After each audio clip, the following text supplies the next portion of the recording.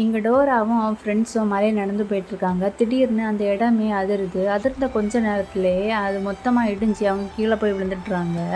இப்போ இவங்க எங்கே மாட்டியிருக்காங்க அப்படின்னா ஒரு குகையில் தான். அங்கே எந்த வழியுமே இல்லை. அதில் ஒருத்தன் நான் வழியை கண்டுபிடிச்சிட்டேன் அப்படின்னு சொல்லிட்டு ஒரு லிவரை பிடிச்சி இழுக்கிறான். இழுத்த கொஞ்ச நேரத்துலேயே அங்கேருந்து தண்ணியாக வருது. என்னடா தண்ணி வருது அப்படின்னு சொல்லிட்டு இன்னும் ஒரு லிவரை பிடிச்சி இழுக்கிறான். ஆனால் நிறைய இடத்துலேருந்து தண்ணியாக வந்துட்டுருக்கு. இவங்க நினைக்கிறாங்க நம்ம கண்டிப்பாக எப்படியும் இந்த தண்ணியில் முங்கி சாக போகிறோம் அப்படிங்கிற மாதிரி சொல்லிகிட்ருக்காங்க.